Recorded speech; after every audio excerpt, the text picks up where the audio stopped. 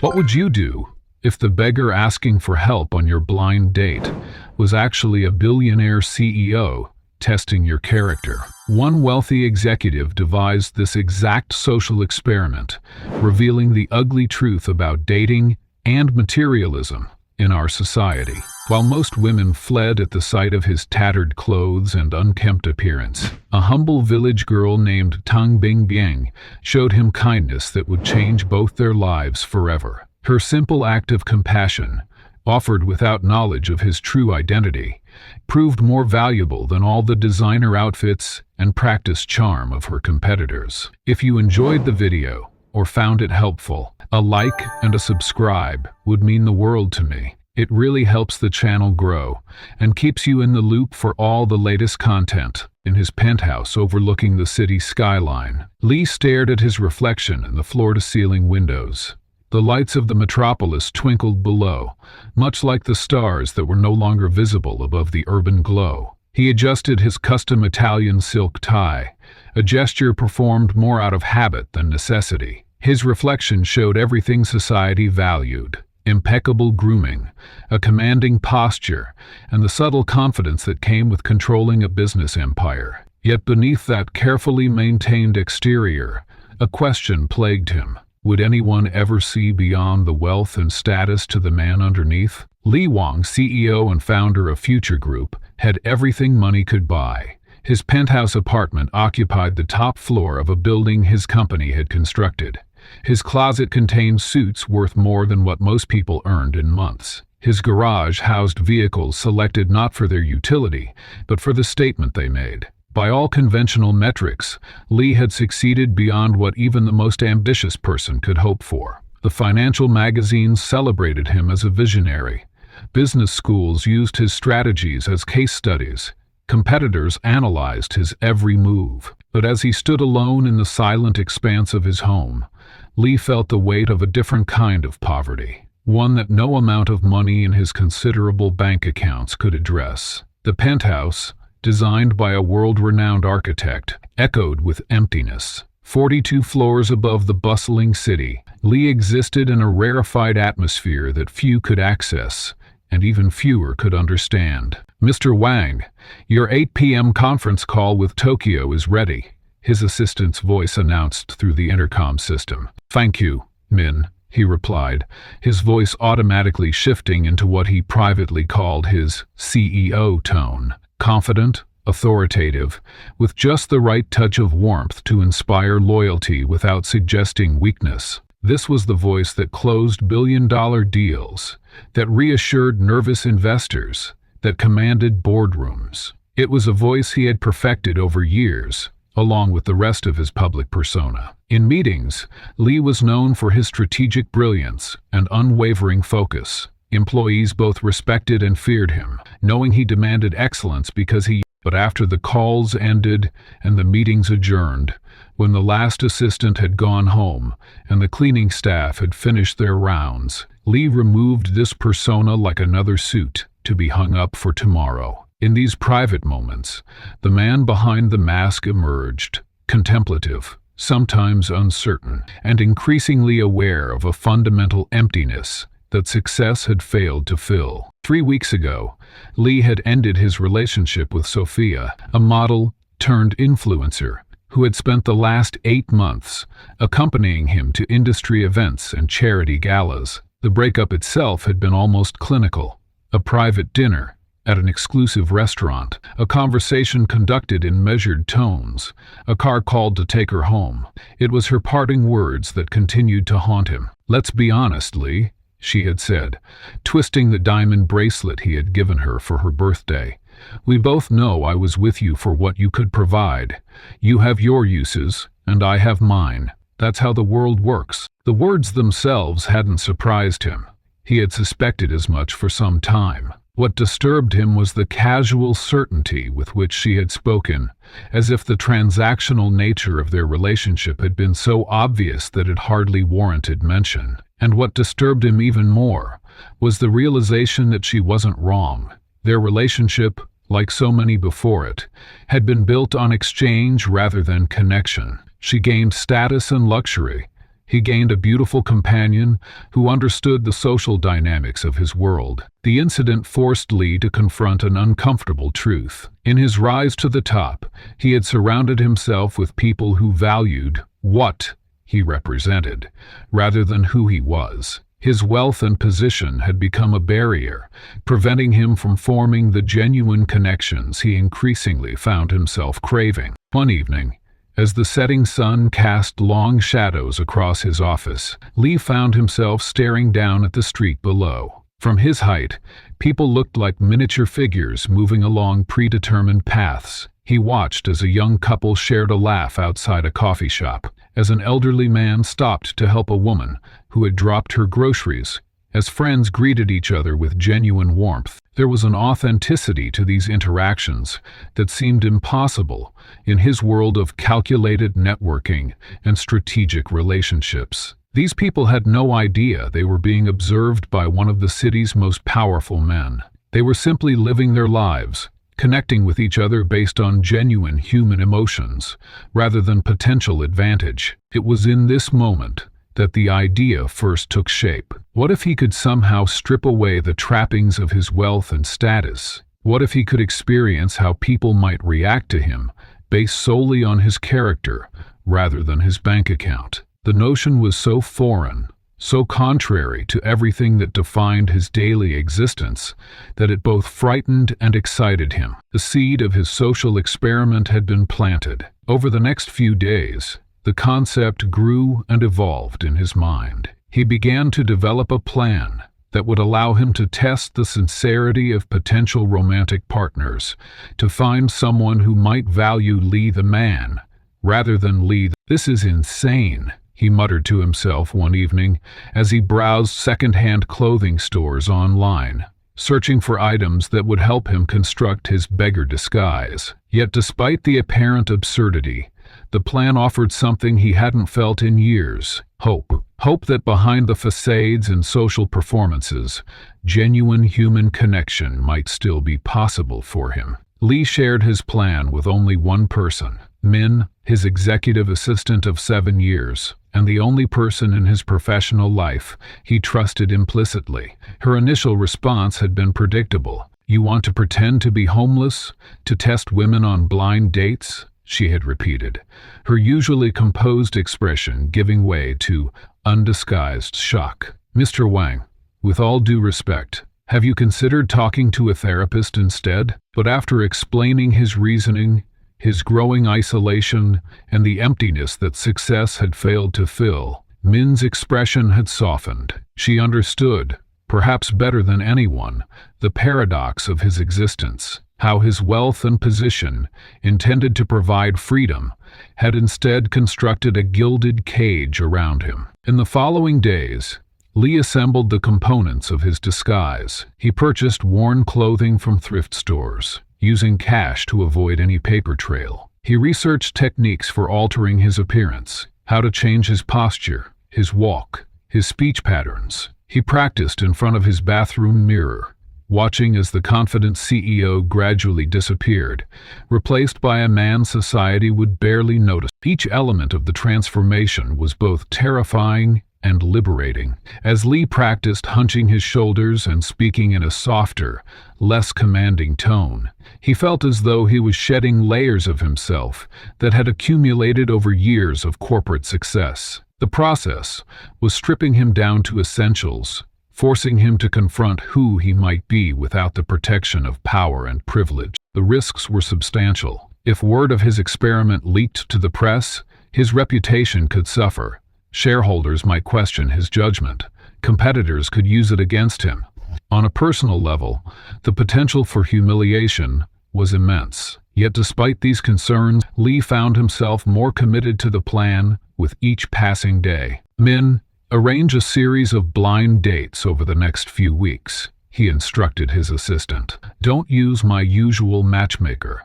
Find someone new who doesn't know my preferences, and make sure the women have no connection to Future Group or our partner companies." The experiment was no longer just about finding genuine connection. It had become a quest for truth. In a world where his wealth shaped every interaction, Lee needed to know whether authentic human connection was still possible for him. Finding someone who could see beyond his status had become worth the deception and potential heartbreak. But if the most difficult person to leave behind was yourself. Lee stood before the mirror in his spacious bathroom, dressed in his last symbols of power, an $80,000 zero-cents watch gleaming under the overhead lights, and a tailored suit that had become his second skin. His fingers hovered over the watch clasp, hesitating. This timepiece had opened doors, commanded respect, announced his status before he even spoke a word. Removing it felt more significant than he had anticipated, almost like severing a limb. With a deep breath, he unclasped the watch. The weight disappeared from his wrist, leaving a pale band of skin that had rarely seen sunlight in years. He placed it carefully in its case, then began methodically removing each element of his CEO identity. His Italian leather shoes, hand-stitched tie, and custom suit were all laid aside with ceremonial precision. Each item removed revealed more of the man beneath the trappings of wealth, a man even Lee himself barely recognized anymore. They all want the CEO, the wealth, but who wants Lee? He whispered to his reflection, the words hanging in the air as he stood in his undershirt, looking strangely diminished without his armor of affluence. From a box he'd prepared days earlier, Lee withdrew the carefully selected elements of his new identity. The transformation would require more than just clothing. It demanded a complete reimagining of himself. He'd spent hours researching how actors physically transform for roles, understanding that believability came from attention to detail that went far beyond mere costume. He started with foundation makeup, a shade darker than his natural tone, applying it to create the weathered look of someone who spent long hours outdoors. He added subtle shadows beneath his eyes and cheekbones, aging himself by several years. His hands moved with surprising dexterity. He'd perfecting the technique through trial and error. Next came the artificial dirt beneath his fingernails, removing the evidence of his weekly manicure. Lee's perfectly styled hair was next, the most visible symbol of his meticulous grooming routine. He ran his fingers through it with water, mixed with a small amount of gel, deliberately creating an unwashed, disheveled appearance. Then he took scissors to the edges, creating an uneven cut that looked like a cheap haircut grown out over many weeks. Each snip felt like cutting away another piece of his identity. The clothing had been the easiest part to source, but required careful consideration. Nothing could appear too new or unworn. He'd purchased items from second-hand stores across different neighborhoods, then subjected them to multiple washes to fade the colors. The jeans were worn at the knees and frayed at the hems. The sweater had small, deliberate holes at the elbows, and the shoes showed scuff marks from hours spent rubbing them against concrete. As he dressed in these unfamiliar garments, Lee felt a strange sense of vulnerability wash over him. Would this disguise actually work? Would he be recognized despite his efforts? The psychological weight of the transformation surprised him. Without his usual attire, he felt exposed in a way he hadn't anticipated. Lee practiced his new mannerisms in the mirror, adopting a slight stoop to his normally perfect posture.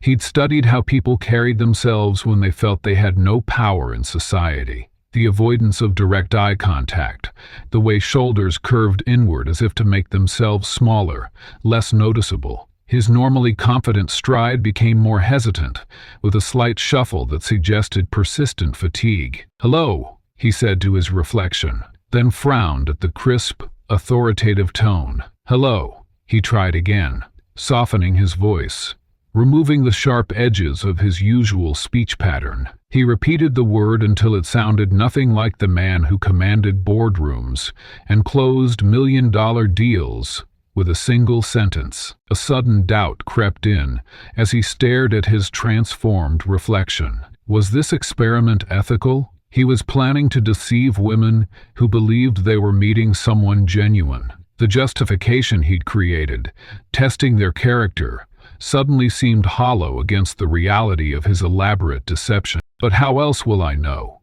he asked his altered image. Social experiments involving disguise had revealed truths about human nature throughout history, exposing how profoundly appearance affected treatment and first impressions. He needed to know if anyone could see beyond status, beyond wealth, to the person he actually was. Studies had shown how dramatically appearance influenced first impressions in dating scenarios. People made snap judgments, within seconds, deciding someone's worth based on clothing, grooming, and presentation. Lee had benefited from this his entire adult life, doors opening at the mere sight of his expensive attire and commanding presence. Now he would experience the opposite end of that spectrum. His anxiety grew as he contemplated the coming encounters. What if he was recognized? What if his disguise failed to convince anyone? Worse yet, what if it succeeded too well, confirming his worst fears about human nature? The experiment suddenly seemed fraught with risks he hadn't fully considered when planning it. Yet beneath the anxiety lurked something unexpected: anticipation. As Lee practiced moving in his new skin, adopting the mannerisms and speech patterns he'd rehearsed, he felt a peculiar lightening of the invisible weight he normally carried. The expectations placed on CEO Lee Wang, always confident, always in control, always perfect, had no place in this new identity. For the first time in years, failure would carry no professional consequences.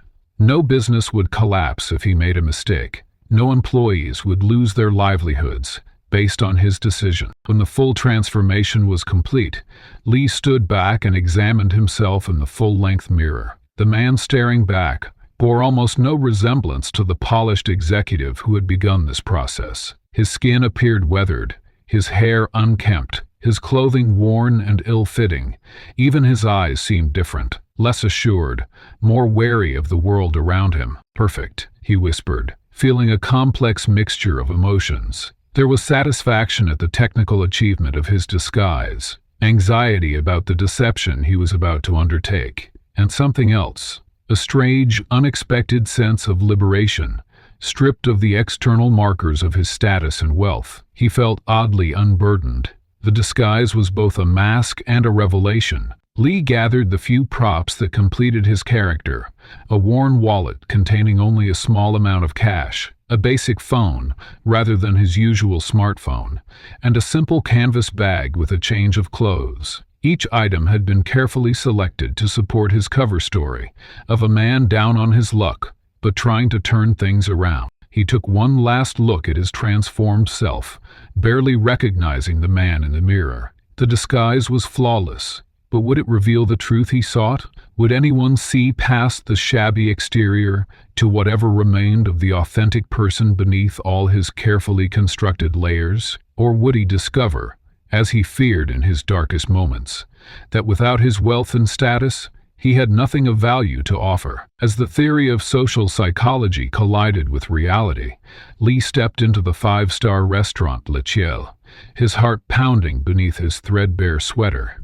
The maitre d' had given him a look of such profound disdain that Lee almost broke character, nearly reaching for the power that would have immediately changed the man's expression. But instead he had mumbled his reservation details, keeping his eyes downcast as befitted his disgust. The maitre d' had reluctantly led him through the dining room, past tables of immaculately dressed patrons, who turned to stare, their conversations faltering as he passed. And then he saw her. Mei Lin sat at a corner table, elegant in a designer dress that probably cost more than what his disguise suggested he earned in months. Her glossy black hair was pulled into a sophisticated updo, her makeup flawless. She was studying her phone intently, occasionally glancing toward the entrance with an expression of anticipation. Lee recognized the look of someone expecting to meet a person of significance, someone like his real self. The transformation in her face, as she spotted him approaching, was immediate and devastating.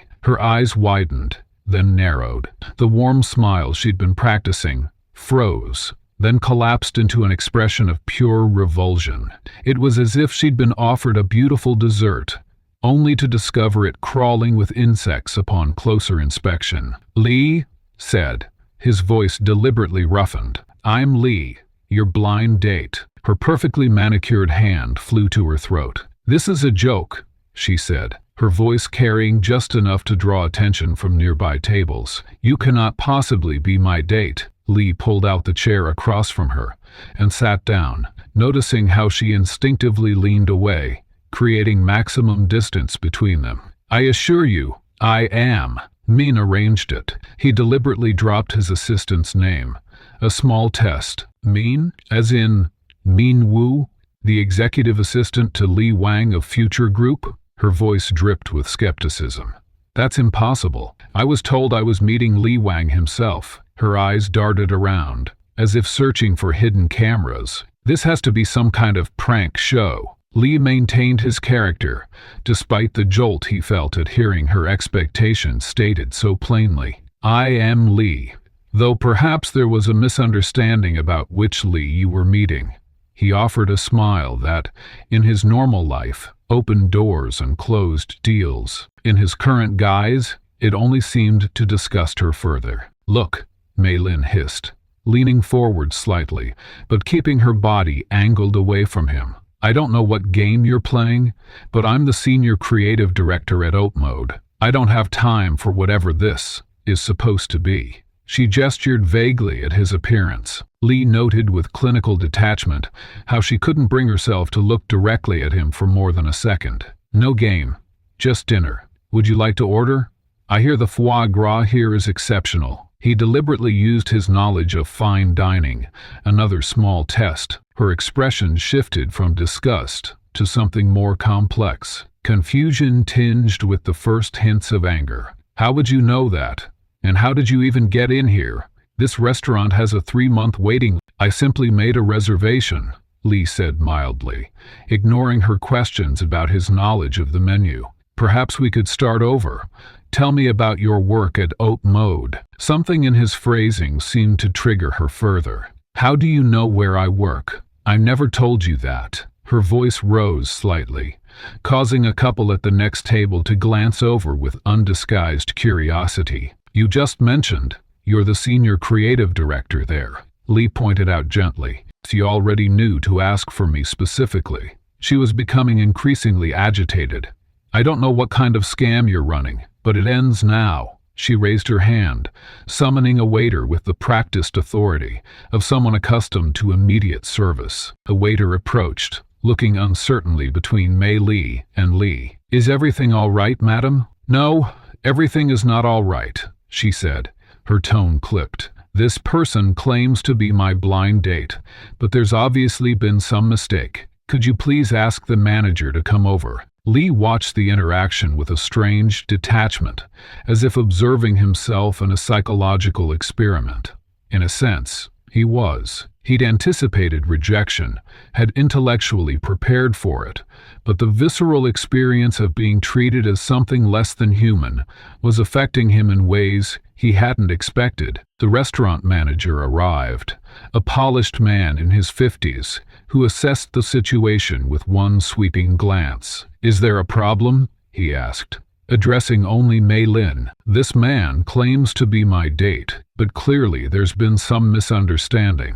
I'm expecting to meet Li Wang, the CEO of Future Group." Her voice carried a certainty that made Lee almost admire her confidence, despite its misplacement. The manager turned to Lee, finally acknowledging his existence. "Sir, I'm afraid I must ask you to leave, if you're disturbing our guests." "I have a reservation," Lee said quietly, "under the name Lee." The manager's expression remained impassive. "Be that as it may, we reserve the right to refuse service to anyone who doesn't meet our establishment's standards." The words landed like physical blows. Lee had built this restaurant. Not personally, of course, but it was his company that had financed the renovation of the historic building it occupied. He had eaten here dozens of times, always received with fawning attention. The manager himself had once thanked him profusely for his patronage. Now, that same man was looking through him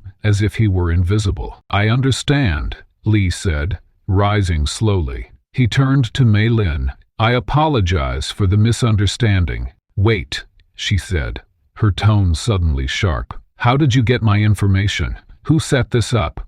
I want to know who's responsible for this humiliation." Lee paused, considering his response carefully. "As I said, it was arranged through Min. I'm going to find out exactly who's behind this," Maylin said, her voice low and threatening. "And when I do, you can be certain my lawyer will be in touch. Do you have any idea who I am? Who my connections are?" The irony of her question was not lost on Lee. Did she have any idea who he was? The answer was evident. Without his tailored suit and the trappings of wealth, he was nothing to her, less than nothing, a nuisance, an embarrassment. Other diners were openly staring now, some whispering behind their hands, others making no attempt to hide their disdain. Lee felt their collective judgment like a physical weight. For the first time in his adult life, he experienced what it meant to be dismissed, to be deemed unworthy of basic courtesy, based solely on appearance. "Whoever set this up will regret it," Maylin continued, gathering her designer handbag. "I don't know what they were thinking, but this is absolutely unacceptable." She stood, her chair scraping dramatically across the floor. "Don't follow me." As if he would, Lee remained standing as she stormed out, her exit as theatrical as a runway finale. The manager gave him a pointed look. "I think it's best if you leave now, sir." With a slight nod, Lee turned and walked through the gauntlet of staring faces, feeling their judgment with each step. The maitre d' didn't bother hiding his satisfied smirk as he held the door open, clearly relieved to be rid of such an unwelcome presence. Outside the restaurant, the cool evening air did little to soothe the burn of rejection Lee felt. He had anticipated disdain, perhaps even dismissal, but nothing had prepared him for the visceral experience of being treated as something less than human. Running his fingers through his disheveled hair, he considered whether one painful rejection might be enough to prove his point. The scientist in him knew better. Statistical validity required more data. 4 more dates followed over the next 2 weeks, each one carefully selected from different social circles. A marketing executive with family connections to old money, a young surgeon with 3 advanced degrees, a social media influencer whose career depended on appearances, a gallery owner whose clientele included the city's elite. Different women, different venues, but the results formed a pattern so consistent it was almost mathematical in its predictability. At an upscale wine bar, the marketing executive, Vivian, lasted exactly 4 minutes and 38 seconds. Lee had timed it on his cheap watch. Her eyes had widened with shock when he approached, then narrowed with suspicion that quickly hardened into determination. "I don't know what kind of prank this is supposed to be," she'd said, gathering her designer purse. "But I have better things to do with my evening." She'd signaled the waiter, paid for her untouched glass of Pinot Noir, and left without looking back. The surgeon, Dr. Zhang, had at least attempted politeness, though her smile never reached her eyes. She'd endured 15 minutes of conversation, her posture rigid, her responses clipped. When Lee asked if she might spare a few dollars for his bus fare home, her clinical demeanor cracked. "I work 80 hours a week saving lives," she'd snapped. "Perhaps if you worked half as hard, you wouldn't need to beg for transportation." She'd left exact change for her coffee, plus a precisely calculated tip. With each rejection, Lee refined his approach. He began testing specific aspects of character, asking small favors, sharing vulnerability, offering genuine compliments to see if they'd be reciprocated. He varied his story slightly, sometimes implying he'd fallen on hard times recently, other times suggesting he'd been struggling all his life. The variables changed, but the outcome remained consistent: dismissal, disgust, dehumanization. The influencer, Gia, had been the cruelest. 22 years old with 3 million followers, she'd arrived late and spent the first 5 minutes photographing her elaborate cocktail. When Lee approached, her expression had transformed from boredom to shock to a calculating gleam that made his skin crawl. "Actually, this is perfect," she'd said, raising her phone. Before he could react, she'd snapped, "My followers will love this. I'm doing a series on urban disasters. Mind if I interview you for my feed? It's for awareness." When Lee had quietly declined, her faux compassion vanished. Whatever. You'd probably just use the exposure to scam people anyway. She'd posted the photos regardless, with a caption about her bizarre blind date experience that accumulated thousands of sympathetic comments within hours. The gallery owner, Elise, had immediately summoned security. "I don't know how you got past the door," she'd said, not bothering to lower her voice. "But this establishment has standards." The security guard, a young man roughly Lee's age, had looked uncomfortable but professional as he escorted him out, muttering an apology. After the fifth rejection, something changed in Lee. The experiment was taking a psychological toll he hadn't anticipated. Though he knew his true identity, knew the power he wielded in boardrooms, the respect his name commanded in financial circles, the constant dismissal had begun seeping through the cracks of his disguise, touching something vulnerable within him.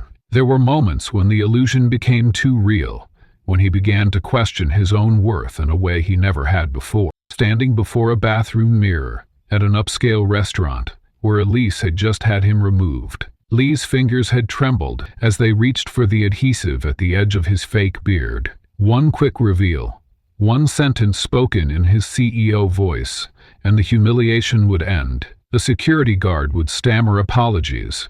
The restaurant manager would offer complimentary champagne. The familiar dynamics of power and deference would reset themselves. He'd pulled his hand away, disturbed by his own weakness. The experiment wasn't about escaping discomfort. It was about understanding a truth that had eluded him his entire privileged life. Still, as he walked home that night rather than calling his driver, Lee questioned whether continuing made sense. He had his answer now, didn't he? 5 data points, all confirming his hypothesis. In a society obsessed with status and material wealth, genuine human connection was nearly impossible to. The fourth rejection had been particularly telling. After being dismissed by the surgeon, Lee had attempted a simple experiment. He'd approached a different woman at the cafe, not as a potential date, but as someone asking for simple directions to the nearest subway station. Even in this brief interaction, the woman had clutched her purse tighter,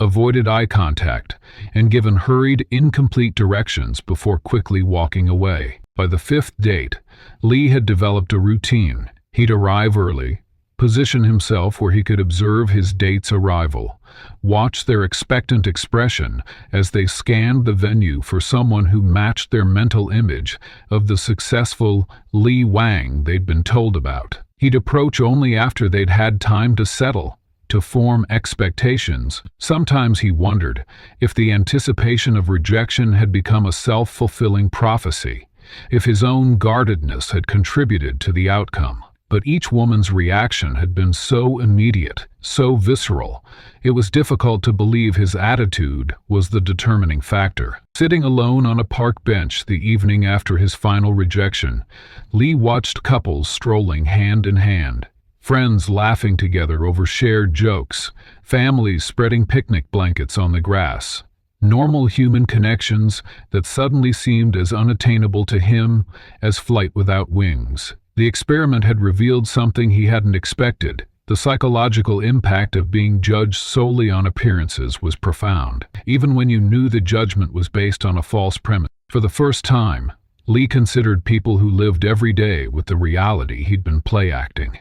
People for whom there was no secret identity to return to, no penthouse retreat where they could wash away the day's rejections. His experiment suddenly seemed callous, almost cruel in its privileged perspective.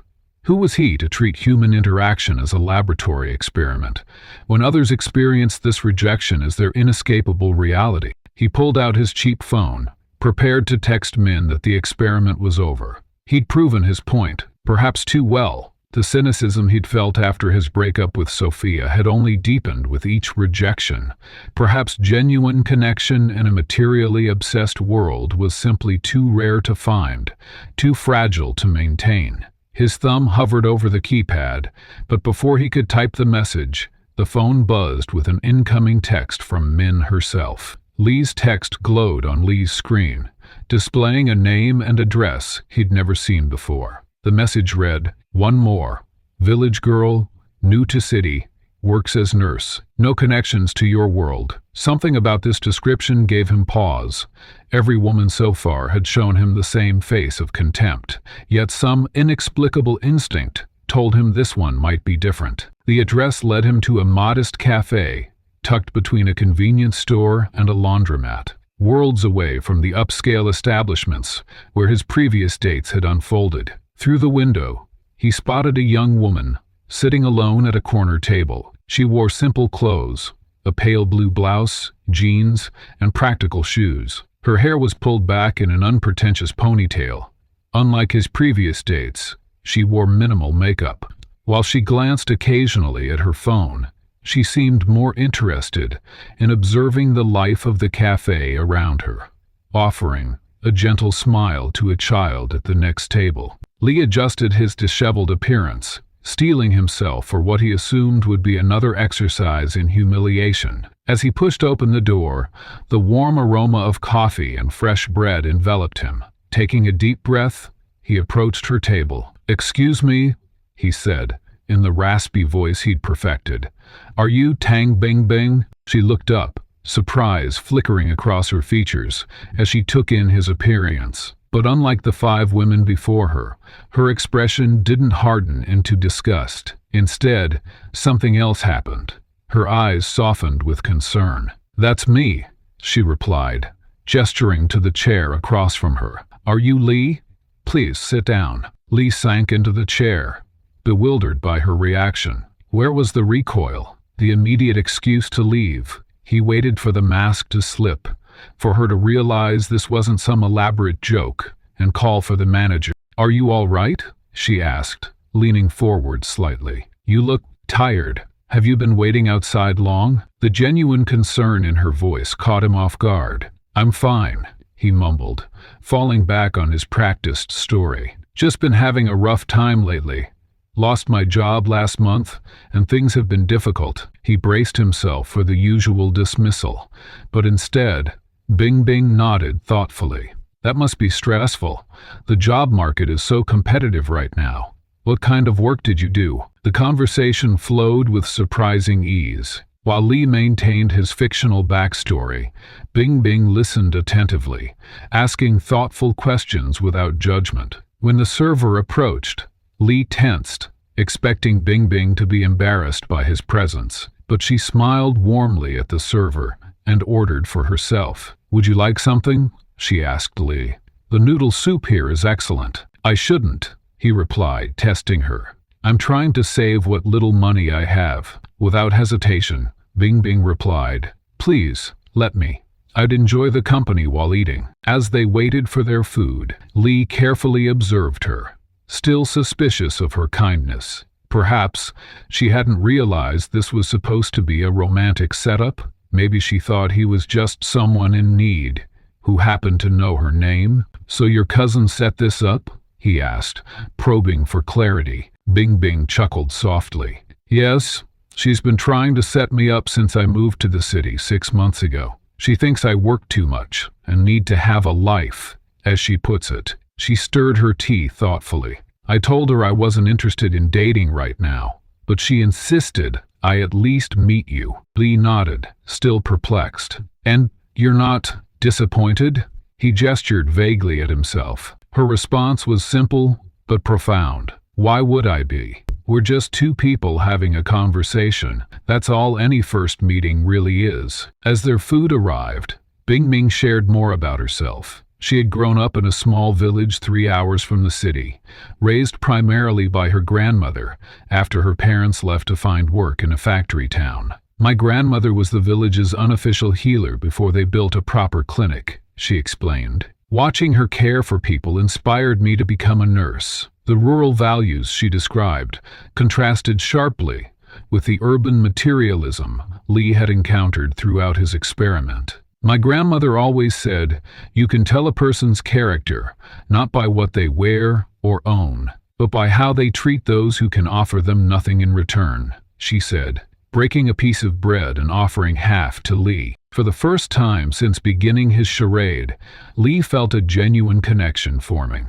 Their conversation ranged from books they'd both enjoyed to funny stories from her hospital shifts. When she spoke about her patients, her face lit up with compassion that matched her actions. Most of my patients are elderly people whose children are too busy to visit often, she explained. Sometimes I think they look forward to our conversations more than the medical care. Lee found himself sharing more authentic aspects of his personality than he had intended, temporarily forgetting the role he was playing.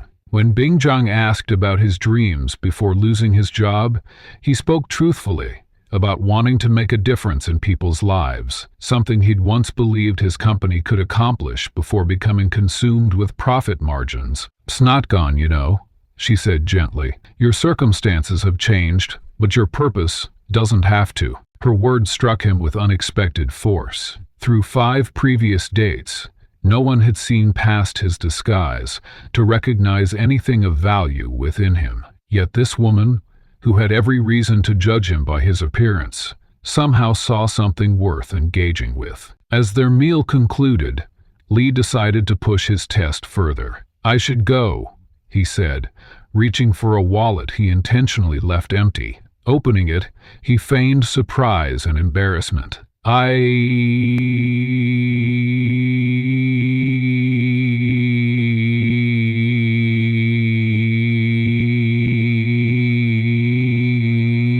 In that moment, a nurse's training in empathy and compassion became evident in Bingbing's response. Without a hint of judgment or hesitation, she placed her hand gently on his arm. "Please, don't worry about it. It's my treat." "I can't let you pay for me," Lee protested, knowing that on her modest nursing salary this meal represented a significant expense. "Consider it an investment in a new friendship," she replied, already signaling for the check. As she counted out bills from her simple wallet, Lee noticed her careful attention to the amount. This wasn't someone who could easily afford generosity, yet offered it anyway. The psychological impact of receiving unexpected kindness hit Lee with surprising force. For weeks, he had been treated as invisible and worthless, even though he knew it was all based on a deception. But Bingbing's genuine compassion created a confusing mix of gratitude and guilt that he hadn't anticipated. As they prepared to leave, Lee found himself reluctant to end their meeting. "Can I see you again?" he asked, the question emerging more genially than he had planned. Bingbing smiled. "I'd like that. I work long shifts at the hospital, but I'm free next Sunday afternoon." Walking out of the cafe, Lee felt a strange sensation he couldn't immediately identify. It took him half a block to recognize it as shame, not for his appearance or circumstances, but for his deception. For the first time, his experiment felt less like a justified test and more like a betrayal of something authentic and valuable. The shame creeping through Lee's conscience was suddenly magnified by the unmistakable rumble of thunder overhead. Dark clouds had gathered while they sat in the warmth of the cafe, and now the first heavy droplets began to fall. Nature itself, conspiring to test not just Bingbing's kindness, but the ethical boundaries of his own experiment. As they stood beneath the cafe's narrow awning, Lee realized that true compassion is rarely measured in controlled environments, but in moments of genuine need. "I should get going," Lee mumbled, hunching his shoulders as he peered up at the darkening sky. The raindrops were increasing in frequency, drumming against the pavement with growing intensity. He hesitated, then added with calculated vulnerability, "So I'm not sure where I'll stay tonight." Bingbing looked at him, then at the umbrella in her hand. A simple blue one she'd mentioned earlier was a gift from a grateful elderly patient. Her expression shifted through a series of emotions: concern, hesitation, calculation, and finally resolution. Lee recognized the internal struggle playing across her features. He'd seen that look before in business negotiations when someone weighed significant risk against potential reward. But this was different. The risk was personal safety, and there was no apparent reward beyond helping a stranger. "There's a shelter about 15 blocks from here," she said finally, her voice steady despite her evident concern. "I know the staff there from hospital rotations. They might have a bed available." Lee watched her pull out her phone, noting how she angled her body slightly away from him, a small but telling gesture of self-protection, even as she dialed the number. This wasn't blind naivety. It was calculated compassion. Bing Bing was no fool. She maintained a careful distance as she spoke rapidly into the phone, explaining his situation to whoever was on the other end. "They have space," she reported after ending the call, "but it's across town, and in this rain." Her gaze traveled to her umbrella, then back to him. Without further deliberation, she extended it toward him. "Take this. You need it more than I do." The moment crystallized something in Lee's mind. Throughout his entire career building Future Group, he'd prided himself on identifying genuine value, seeing potential where others saw only risk. But as he stood there, a woman of modest means, offering him her only protection against the elements, he recognized a form of wealth his balance sheets could never quantify. "I can't take your only umbrella," Lee protested, the words feeling hollow even as he spoke them.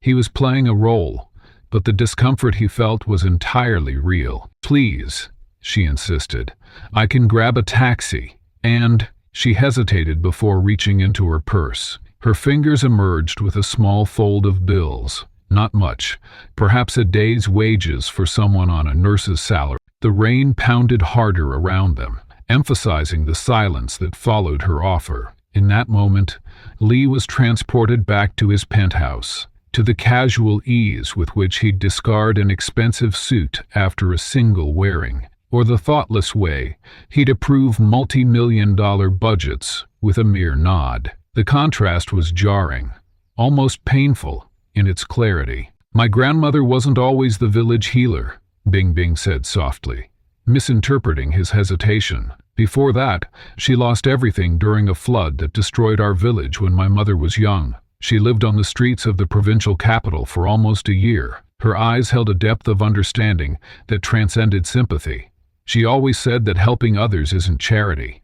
It's repaying a debt to humanity that can never fully be settled." Studies on empathy suggested that personal connections to hardship significantly increase the likelihood of altruistic behavior. But Lee had always viewed such research through the detached lens of corporate social responsibility initiatives. Now, facing the living embodiment of that data, the academic became intimate, the statistical became personal. Rain had begun to soak the shoulders of his already shabby coat. The water felt cold against his skin. Another small discomfort he'd engineered for himself, but that was reality for those he was impersonating. The weight of his deception pressed down on him more heavily than the waterlogged fabric. "I want to tell you something," Lee started, the truth pushing against his teeth, demanding release. For a moment, he teetered on the precipice of confession. What would she think if she knew? Would the authentic connection he felt between them survive the revelation of his elaborate lie? Bing Bing waited, expectant. The rain created a private bubble around them, the sound drowning out the rest of the world. It would be so easy to end the charade now, to reveal himself and watch her expression transform from compassion to what? Shock? Betrayal? Anger? Perhaps even calculated interest, like so many others when they discovered his worth. Lee swallowed his confession. "I can't accept your money, but I would like to see you again. Your kindness has meant more than you could know." The tension in her shoulders relaxed slightly, and she nodded. "Sunday then? Same time?" "Sunday," he agreed, accepting the umbrella, but gently pushing back the offered money. "I promise things will be different by then." She smiled, the expression illuminating her face despite the gloom of the storm. "Just be safe tonight. That's all that matters." As she turned to leave, Lee called after her, "Wait, you'll get soaked." Bing Bing glanced back with a smile that contained no hint of regret or martyrdom. "It's just water," she said simply. "It dries." She hurried toward the main street to find a taxi, hunching slightly against the downpour. Lee stood frozen, the borrowed umbrella providing physical shelter, while offering no protection against the moral quandary he'd created for himself. Unlike the shelters Bingbing had connected countless patients with through her work in healthcare, there was no safe haven from the ethical storm brewing within him. The contrast between her life and his own had never been more pronounced. In his world, umbrellas were forgotten accessories, disposable conveniences. In hers, they were treasured gifts, sacrificed only in moments of perceived greater need. The psychological impact of witnessing such selflessness, particularly when he knew it was based on a fraudulent premise, was profound. Later that evening, safely back in his penthouse, Lee stood at the floor-to-ceiling windows watching the same rain that had served as the backdrop to his moral crisis. The umbrella stood drying in his marble foyer, a humble blue beacon amid designer furniture and priceless art. The dissonance was almost physically painful. For the first time since beginning his experiment, Lee questioned not just his methods, but his fundamental assumptions. He had created this test to find someone who would see beyond wealth and status, someone authentic in a world of calculated appearances. Yet he'd failed to recognize the inherent imbalance of power in his approach. He was testing others while risking nothing himself, maintaining complete control over his vulnerability while demanding complete authenticity from strangers. The imbalance of power in Lee's approach was about to shift dramatically, as his carefully constructed walls began crumbling around him. With each passing day in Bingbing's presence, the line between his beggar persona and his true self blurred, until he was no longer certain which version of himself was more authentic. Their meetings became almost daily rituals. Lee would wait on the bench outside the hospital where Bingbing worked, his heart racing with an unfamiliar anxiety whenever she emerged from the sliding glass doors. They fell into a comfortable rhythm, walking through the park, visiting the small library where Bingbing helped him search for job listings, sitting by the river as evening fell. Each encounter deepened the deception, yet paradoxically, allowed Lee to reveal more of his true character than he ever had in his corporate life. "I found 3 positions that might work for you," Bingbing said one afternoon, spreading newspaper clippings on a park table. Her dedicated effort to help him find employment touched something within Lee that had long been dormant. The woman sitting across from him was investing time and energy, expecting nothing in return. A concept foreign to his world of calculated exchanges and strategic alliances. "Thank you," he said, the words catching in his throat. In his real life, gratitude was a transaction, a necessary social nicety. Here, it felt raw and genuine. As Lee pretended to study the job listings, Bingbing unwrapped 2 simple sandwiches from her bag and slid one toward him. It had become their routine. She always brought enough to share, never making him feel like a charity case. The asymmetry of their situation weighed on Lee with increasing heaviness. She was sharing what little she had, while he possessed more than she could imagine.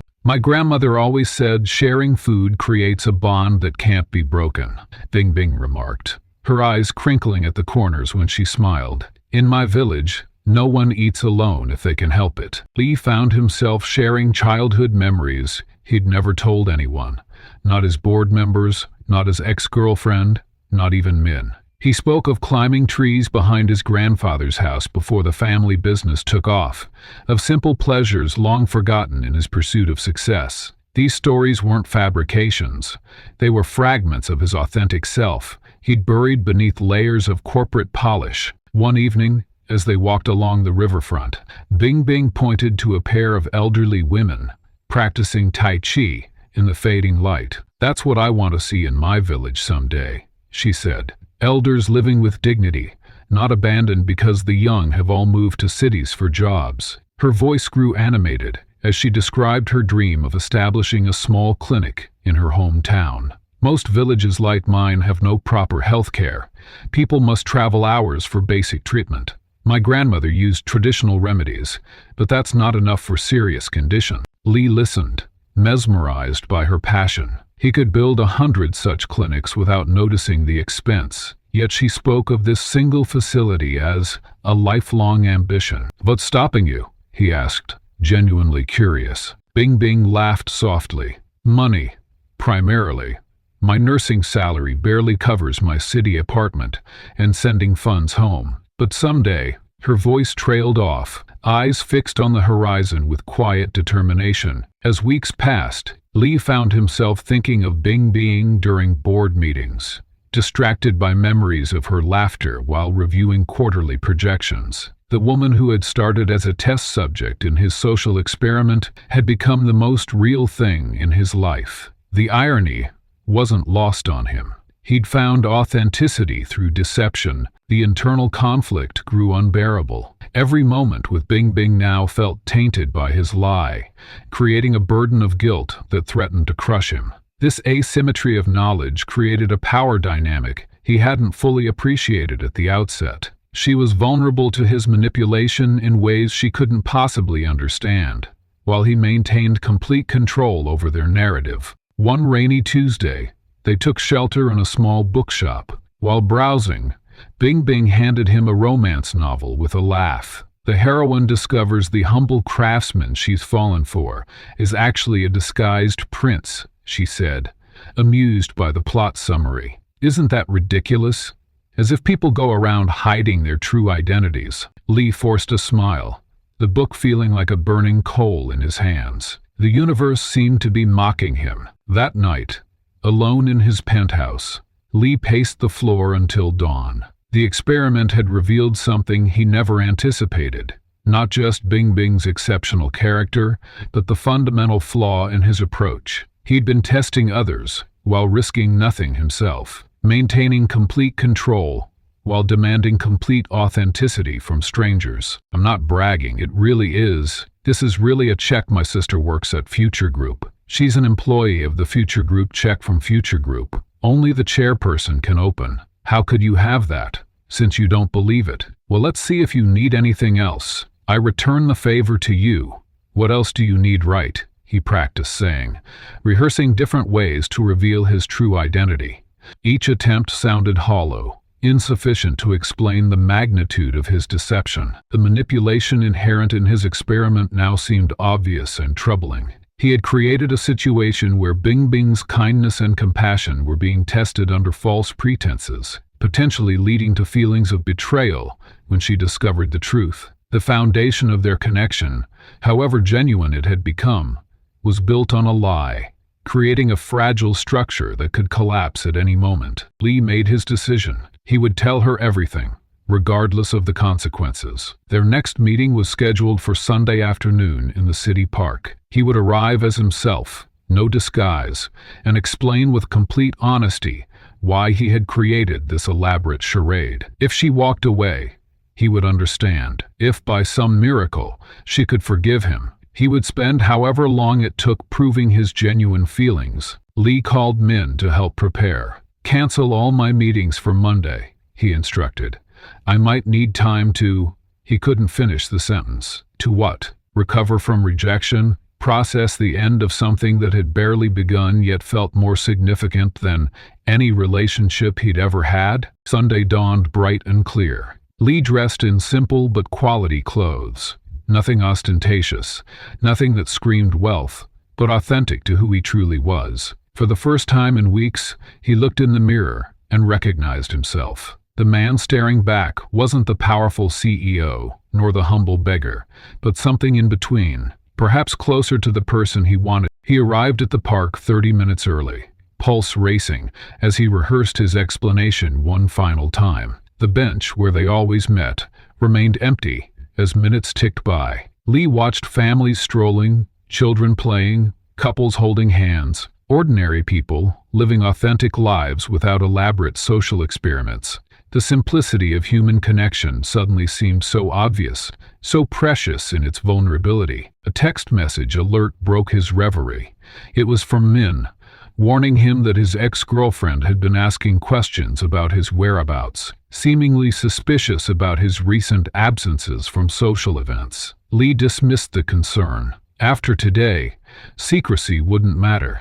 Everything would be in the open. As the appointed hour approached, Lee spotted a familiar figure in the distance. Bing Bing walked toward their meeting spot, unaware that her life was about to change, unaware that the man waiting for her was not who she believed him to be. In that moment, the full weight of the universe has a cruel way of unmasking deception, not through careful planning, but through random chance. As Lee sat beside Bing Bing on the park bench that afternoon, sharing a simple bag of roasted chestnuts, he had finally summoned the courage to reveal his true identity. The words were forming in his mind, rehearsed countless times in front of his penthouse mirror. But fate had other plans for how his truth would come to light. The click of expensive heels against the concrete path cut through the peaceful afternoon ambiance. Lee recognized the distinctive rhythm before he even saw her. Sophia always wore stilettos and announced her arrival like a warning bell. His body tensed instinctively as her perfume, an exclusive French fragrance, reached him seconds before she did. "My God, is that you?" Sophia's voice carried the theatrical volume of someone performing for an audience that didn't exist. "Are you actually sitting here with this?" Her manicured finger pointed dismissively at Lee. Her lips curled in disgust as she addressed Bing Bing directly. Lee kept his head down, heart pounding against his ribs. He hadn't anticipated this collision of his two worlds. Not here. Not now. Not before he could explain everything to Bing Bing on his own terms. "Excuse me?" Bing Bing's voice remained steady, her expression confused but composed. "Do we know you?" Sophia laughed, the sound sharp and performative. "No, darling, but I know his type. Look at you. Decent clothes, kind face. You could do so much better than charity cases."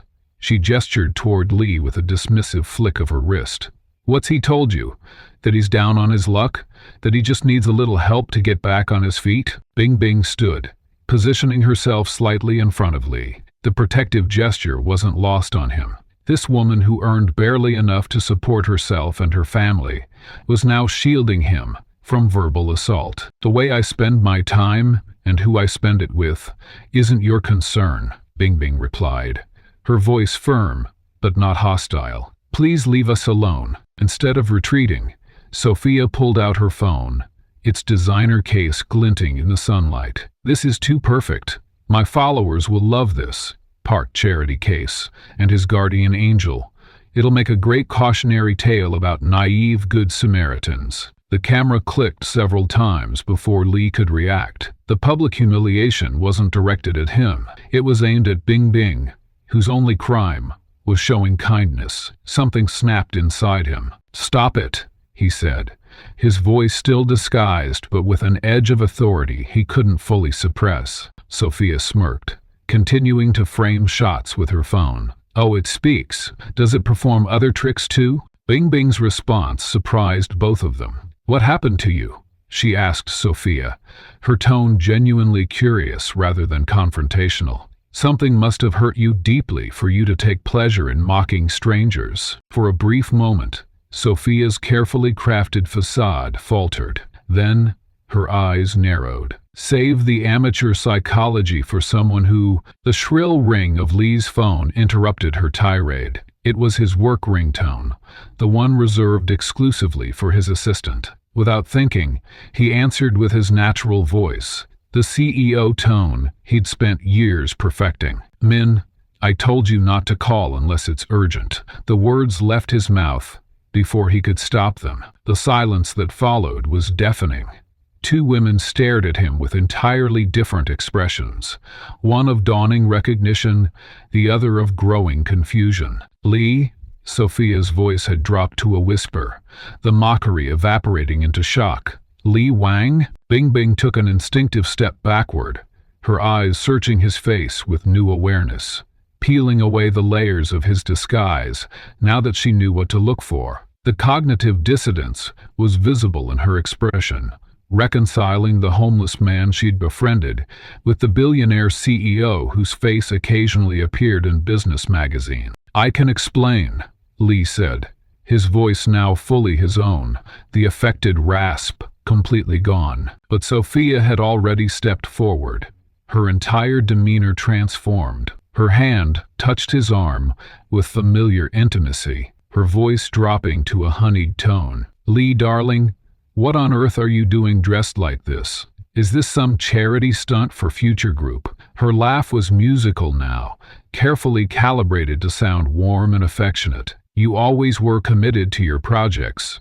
Remember how you went undercover in that factory last year?" The fabricated memory was delivered with such conviction that for a moment Lee almost questioned his own recollection. This calculated reinvention, from cruelty to charm in the span of seconds, exemplified everything about the superficial world he'd been trying to escape. "Stop it, Sophia," he said quietly, removing her hand from his arm. "You didn't recognize me 30 seconds ago, when you were mocking what you thought was a homeless man." The dramatic shift in Sophia's attitude laid bare the influence of socioeconomic status on interpersonal interactions. Her immediate change in behavior demonstrated the superficiality Lee had grown weary of, the tendency to value individuals based on their material possessions rather than their character. Lee turned to Bing Bing, whose face had gone pale. "Please, let me explain everything. You lied to me." Her voice was barely audible,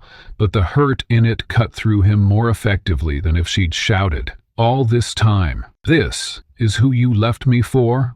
Sophia interjected with incredulous laughter. "A village nurse who can't even recognize the CEO of Future Group?" "Lee, darling, come back to reality.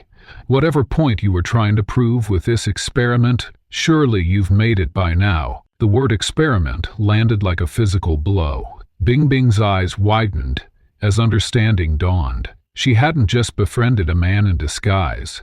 She had been an unwitting participant in some kind of social test. The realization triggered a visible process of cognitive restructuring as she reevaluated every interaction they'd shared. "Was any of it real?" Bing Bing asked, her voice steady despite the emotion behind it. Before Lee could answer, his phone rang again. The screen displayed Min's name, but he ignored it this time, focusing entirely on Bing Bing. "Everything between us was real," he insisted. "My circumstances were the only lie." "Your circumstances?" Bing Bing's voice rose slightly. "You pretended to need help you didn't need.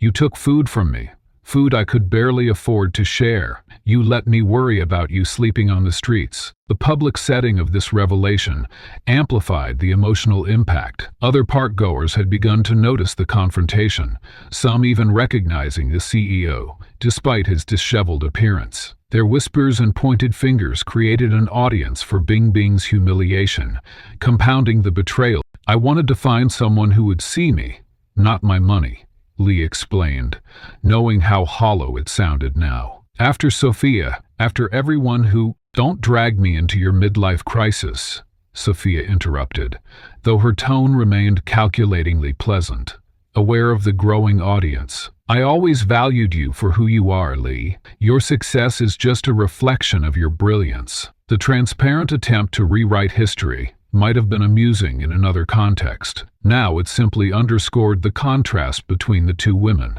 one attempting to capitalize on his wealth, the other stunned by the revelation of it. What happens when a deception meant to reveal truth becomes the very thing that obscures it? In the tense moments following his unmasking, Lee faced a stark realization. His elaborate test of Bing Bing's character had unwittingly become the ultimate test of his own. The park, once a sanctuary for their growing connection, now felt like a public stage for Lee's humiliation. Sophia's calculated smile spread across her face as she processed the gold mine she'd stumbled upon. Her eyes, once filled with contempt for the beggar, now gleamed with opportunistic interest as she stepped toward Lee, her body language transforming from disgust to desire in an instant. "Lee, darling," Sophia purred, reaching for his arm. "What an interesting little project. Always the humanitarian, aren't you? We should discuss this over dinner at Maison Rouge tonight. I've been meaning to call you anyway." The transparent attempt to reposition herself in his life might have been amusing, if not for the wounded expression on Bing Bing's face. Lee gently pulled away from Sophia's manicured grip, his focus entirely on the nurse, whose trust he'd violated. "Please leave, Sophia," he said quietly but firmly. "This doesn't concern you." Sophia's smile hardened at the dismissal. "Fine. But you know where to find me when you're done playing charity worker." With a final glance at Bing Bing that managed to be both dismissive and threatening, she clicked away, already typing furiously on her phone. Lee turned to Bing Bing, but she was already walking away, her shoulders rigid with hurt. He hurried after her, catching up as she reached a secluded corner of the park, beneath a flowering cherry tree. "Bing, please, let me explain," he said, breathless, not from the short pursuit, but from the fear of losing something irreplaceable. When she turned to face him, her eyes weren't angry but wounded in a way that cut deeper than rage ever could. The violation she felt wasn't about his wealth or status. It was about the fundamental breach of something more valuable than money. "Trust. You had weeks to explain," she said quietly. "Every conversation, every shared meal, every story I told you about my life. You heard everything about me, while giving nothing true in return." "That's not fair," Lee protested, immediately regretting his defensive tone. "Everything I shared about myself was real. My thoughts, my feelings, my opinions. Only my circumstances were fabricated." Bing Bing shook her head, unconvinced. "The circumstances you presented made me believe you needed my help. I shared food I could barely afford because I thought you were hungrier than me. I offered you money that took me days to earn because I thought you had nothing." Her voice remained steady, making her words all the more damning. "You turned our relationship into a laboratory experiment." The power imbalance between them, always present but previously hidden, now loomed like an insurmountable wall. Every kind gesture Bing Bing had offered came from a place of perceived equality, two struggling people helping each other survive. Now, recontextualized through the lens of his wealth, those same actions seemed to diminish her, making her charity seem naive rather than noble. "I never meant to make you feel foolish," Lee said, struggling to articulate the complex motivations behind his deception. "I've spent my entire adult life surrounded by people who want—" Bing Bing's gaze softened fractionally, but her arms remained crossed, a physical barrier between them. "I understand feeling isolated by wealth. What I don't understand is why you couldn't trust me with the truth once you knew me, after I proved myself." Her words hit him with painful clarity. His test had never ended. Even after Bing Bing had demonstrated her character repeatedly, he'd continued the charade, collecting data on her goodness like a scientist observing a subject. He had demanded her authenticity while withholding his own. "I was afraid," he admitted, the simple truth feeling both insufficient and entirely accurate. "Afraid that once you knew who I really was, everything would change, that you'd look at me differently. Not as a person, but as a resource." "You're right," Bing Bing said, her words causing Lee's heart to sink until she continued. "Things would have changed. I wouldn't have given you half my lunch when you could buy the entire cafe. I wouldn't have offered you my umbrella when you could afford 1,000. I would have treated you differently, not because of who you are, but because of what you need. Or rather, what you—" The irony was crushing. His experiment, designed to find someone who would see him for who he truly was, had prevented him from being seen at all. He had created a false self, and then marveled at Bing Bing's ability to connect with this fabrication, never giving her the chance to know the real Lee Wang. "I felt a connection with you that I've never experienced with anyone," he said, taking a risk by stepping closer. "I kept telling myself that I needed more time, more certainty, before revealing the truth. But the longer it went on, the harder it became to imagine your reaction. And now you know my reaction," Bing Bing said quietly. "I'm not angry that you're wealthy, Lee. I'm hurt that you didn't trust me enough to be honest. Every relationship has power imbalances. Difference in education, in family background, in resources. But healthy relationships acknowledge these differences, rather than hiding them." Lee felt a painful recognition that her emotional intelligence far surpassed his own. Despite his business acumen and worldly success, Bing Bing understood human connection in ways his privileged isolation had never taught him. "I was planning to tell you everything today," he said, knowing how convenient the timing sounded. "I realized that I couldn't build anything real on a foundation of lies, no matter how well-intentioned those lies seemed to me." The spring breeze rustled the cherry blossoms above them, a few pink petals drifting down between them. In this moment of painful honesty, with no more masks between them, Lee felt more exposed than he had in his beggar disguise. "I don't expect forgiveness," he continued when Bing Bing remained silent, "but I want you to know that meeting you has changed me.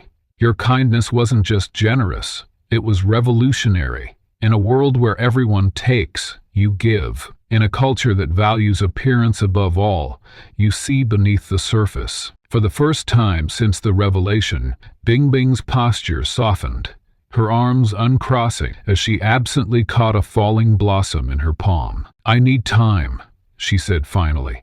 "This is a lot to process. I thought I was getting to know someone, only to discover he doesn't actually exist." "I exist," Lee said earnestly. "The man you spoke with, laughed with, shared your dreams with. He's the real me, just without the financial context. I've never been more myself than when I was with you." Bing Bing considered his words, neither accepting nor rejecting them. "Perhaps, but trust is like a mirror, Lee. Once it's broken, you see the cracks in your reflection forever." With those words, she handed him the cherry blossom from her palm, a small gesture that somehow carried the weight of everything unsaid between them. Then she turned and walked away, her figure growing smaller as she followed the winding park path toward the exit. The fragile blossom in his palm withered within hours, but the impact of Bing Bing's departure lingered far longer in Lee's mind. He stood at a crossroads unfamiliar to the wealthy and powerful, a place where money couldn't buy solutions and influence couldn't expedite results. For the first time in his adult life, Lee faced a problem that his vast resources couldn't solve. His first instinct was persistence. He called Bing Bing repeatedly, sent messages, and even waited outside the hospital after her shifts. Each attempt met with the same result: silence, or a quiet but firm rejection. Her absence felt like a physical ache, unfamiliar to a man who had spent his life acquiring whatever he desired. After a week of failed attempts, he sat alone in his penthouse, the cherry blossom now dried and brittle between his fingers, and realized the magnitude of what he had lost. "Sir, perhaps a different approach is needed," Min suggested one morning, finding him staring blankly at his untouched breakfast. "The traditional Li Wang method isn't working." Li looked up, suddenly aware of how his actions must appear. "You mean throwing money and influence at a problem until it disappears?" he asked with unexpected self-awareness. "You're right. That's exactly what wouldn't work with her." That evening, Lee did something he hadn't done in years. He sat alone without distractions and examined his actions with brutal honesty. His social experiment, crafted with such careful attention to detail, revealed an uncomfortable truth he hadn't anticipated. In testing these women, he had reduced them to objects of study rather than equal participants. His deception, regardless of intent, had denied them the dignity of choice and authentic interaction. "I objectified them all," he whispered to the empty room. "Even Bing Bing, perhaps especially Bing Bing." The realization stung worse than any business failure. His experiment hadn't just been about finding authenticity, it had been about maintaining control. By disguising himself, he could observe without being vulnerable, judge without being judged. The irony wasn't lost on him. In searching for someone who would see beyond his wealth, he had hidden his true self entirely. 3 days later, Lee appeared at the hospital where Bing Bing worked, not as a CEO making a grand donation announcement, not even as a visitor bringing elaborate gifts, but as a volunteer in a simple uniform. The volunteer coordinator looked skeptical at first. "You understand this is unpaid work, mostly helping elderly patients with basic needs, Feeding, reading to them, keeping them company. Lee nodded. That's exactly what I'm looking for. The hospital wing, where he was assigned, smelled of antiseptic and age. The work was physically and emotionally demanding in ways Lee had never experienced. He helped bathe patients who couldn't clean themselves, held trembling hands of those in pain, and listened to stories from elderly people whose families rarely visited. The first day left him physically exhausted. The second left him emotionally drained. On the third day, he caught a glimpse of Bing Bing in a patient's room down the hall. She moved with gentle efficiency, checking vital signs while chatting warmly with an elderly woman. The patient was laughing at something Bing Bing said, momentarily free from the discomfort that had lined her face moments before. Lee froze, both hoping and fearing that Bing Bing would notice him. She did. Their eyes met briefly across the hallway. Surprise flickered across her face, followed by confusion, then careful neutrality as she turned back to her patient. She didn't approach him, but neither did she report his presence to hospital administration or demand he leave. It was a small victory, perhaps the first genuine one he'd earned. As weeks passed, Lee's understanding of Bing Bing's world expanded. He heard nurses discussing the challenges in rural healthcare, with villages like Bing Bing's lacking even basic medical facilities. He overheard her conversation with a colleague about the difficulty of traveling between hospitals in remote areas during rainy seasons. Each piece of information painted a clearer picture of what drove her dedication. One evening, he discreetly followed a conversation thread to the hospital's administrative offices, reviewing public records about healthcare initiatives. The documents revealed a systemic problem. Bing Bing's village, and dozens like it, had been overlooked in regional development plans for years, forcing residents to travel hours for basic care. Lee found himself sketching plans late into the night, not to impress Bing Bing, but because for the first time in years, he felt genuinely motivated by something beyond profit margins. He established a foundation through an intermediary, carefully structuring it so his name appeared nowhere in the public materials. The foundation's first initiative, building small but well-equipped clinics in underserved villages, starting with the one Bing Bing. He continued volunteering at the hospital, never mentioning his other activities. Occasionally, he and Bing Bing would cross paths. A nod of acknowledgement gradually evolved into brief, professional exchanges. He noticed how her initial cold distance slowly transformed into a cautious neutrality. Still, he never pressed for more than she was willing to give. 6 weeks into his volunteer work, an elderly patient grasped his hand weakly. "You remind me of my grandson," the man said, "always rushing, until his heart gave out at 42. What are you running from, young man?" The question settled deeply in Lee's mind. What was he running from? Perhaps the vulnerability of being truly known, seen not as the CEO of Future Group, not as a beggar in disguise, but simply as himself, with all his flaws and fears exposed. Word of the new foundation's work eventually reached Bing Bing through her connections in rural healthcare networks. The head nurse mentioned it during a staff meeting, a mysterious benefactor establishing clinics in overlooked villages, including Bing Bing's hometown. Lee, sitting in the back of the room organizing patient activity schedules, watched Bing Bing's expression carefully. Her eyes widened slightly, then narrowed in thought, her gaze drifting toward him with quiet speculation. Later that afternoon, he found her waiting by his locker, arms crossed, expression guarded but no longer cold. "Was that you?" she asked directly. "The foundation funding the clinics?" Lee considered lying, reverting to the safety of deception, but the path back to Bing Bing could only be found through honesty. "Yes," he admitted, "but I didn't do it to impress you." "Then, why?" "Because it matters. Because it's needed." He paused, then added, "Because seeing the world through your eyes has changed how I see everything." She studied him, searching for any hint of manipulation. "And what do you want in return?" "Nothing," he said simply. "If you never speak to me again, those clinics will still be built. Your village will still get the health care it needs. A week later, Lee received a text message that made his heart race. Coffee? Tomorrow?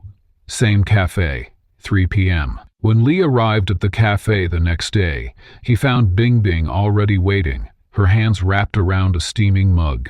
Her expression remained guarded, but something had softened around her eyes. "I'm still angry," she said, as he sat down. "What you did was wrong. No, but I've been watching you these past months. You've changed." Lee nodded, not trusting himself to speak. "I'm not saying I forgive you," she continued carefully, "but I'm willing to listen now." Her words lingered in the air, a small opening in what had seemed like an impenetrable wall of hurt. "I'm not saying I forgive you," she had told him, "but I'm willing to listen now." Those words carried the fragile weight of possibility, however tentative, and as Lee sat waiting in the modest cafe where their story began, he felt something unfamiliar, the humbling vulnerability of standing before someone whose judgment truly mattered. The cafe looked different in the soft afternoon light, its simplicity a stark contrast to the opulent spaces Lee typically occupied. He had arrived early, nervously adjusting the sleeve of his shirt, not the designer garments of his CEO life, nor the tattered disguise of his experiment, but something deliberately in between, a silent acknowledgement that neither extreme fully represented who he was. When Bing Bing entered, the cafe seemed to shrink around her presence. She wore her nurse's scrubs, having come directly from her shift, her face showing the fatigue of someone who had spent hours caring for others. No makeup, no pretense, just the raw authenticity that had drawn him to her from the beginning. "You came?" he said, the relief evident in his voice. "I said I would," she replied, sliding into the chair across from him. The awkwardness between them was palpable, a new tension, unlike the easy connection they'd shared before his revelation. Each word felt weighted with the awareness of their vastly different worlds now laid bare. The village nurse and the billionaire CEO, attempting to navigate a relationship built on a foundation of deception. They ordered tea, the same modest blend they'd shared weeks ago. The waitress, recognizing Bing Bing, but not connecting Lee to the disheveled man who had once sat in this same spot, smiled warmly at them both. The silence stretched between them, filled with unspoken questions. "I've been thinking about what you said," Lee finally began, his hands wrapped around the warm cut, "about trust being like a mirror. Once broken, the cracks remain visible." Bing Bing nodded, her eyes meeting his. "I've done something," Lee continued, careful to keep his tone even, devoid of the pride that might once have colored such an announcement.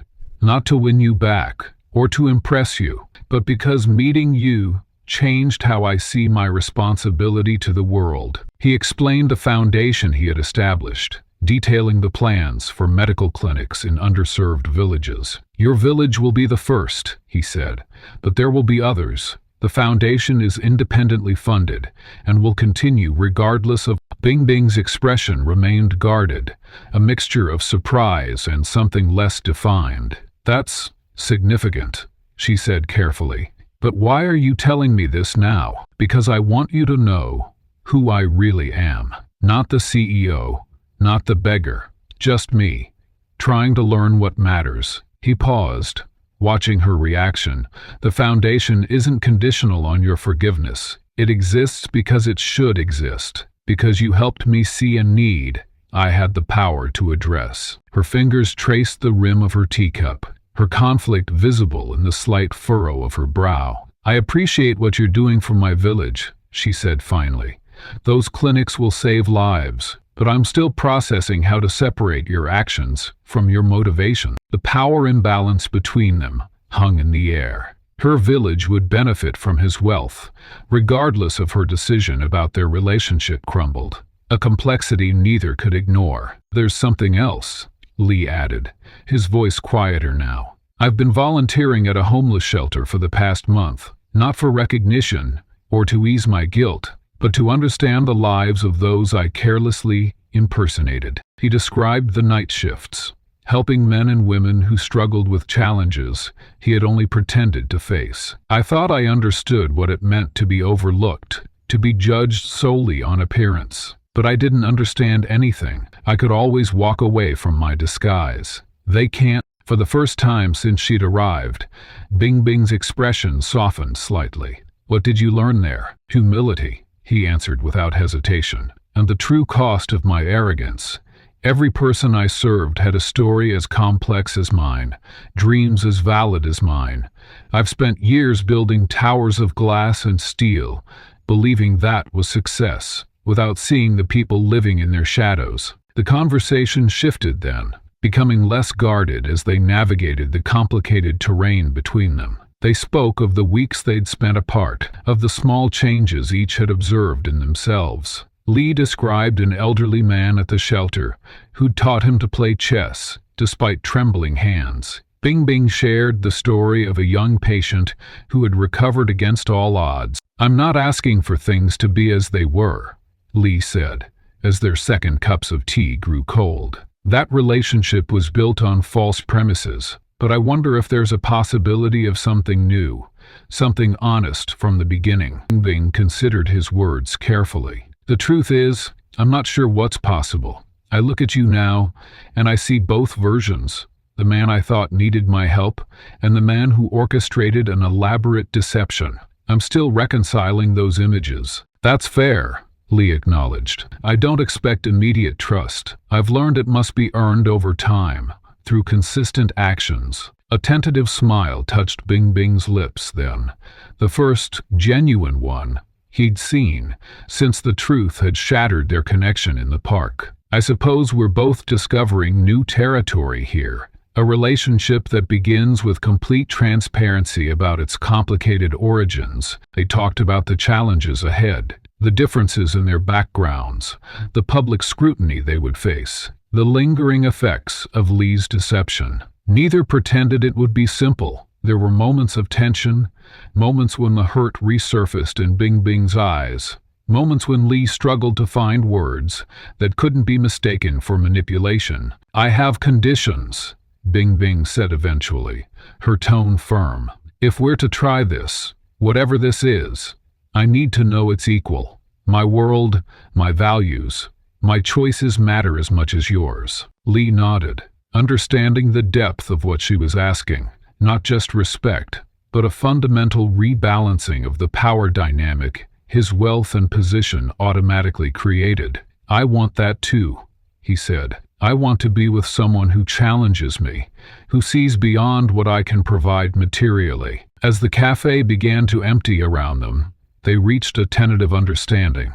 Not forgiveness, that would take time, but a willingness to explore what might grow between them, with honesty as its foundation. They would begin slowly, deliberately, with clear boundaries and open communication. I can't promise where this will lead, Bing Bing said, as they prepared to leave, but I'm willing to see if something real can emerge from such artificial beginnings. Lee accepted this limited offering with gratitude, recognizing it for the valuable second chance it represented. As they walked out together into the early evening light, their steps fell naturally in sync, despite everything that had transpired between them. As the car pulled away from the cafe, Lee gazed at the city skyline that once represented his success, but now symbolized something entirely different. His journey had come full circle. The most profound lesson wasn't that Bing Bing had helped a disguised billionaire. It was that she had extended compassion without calculation,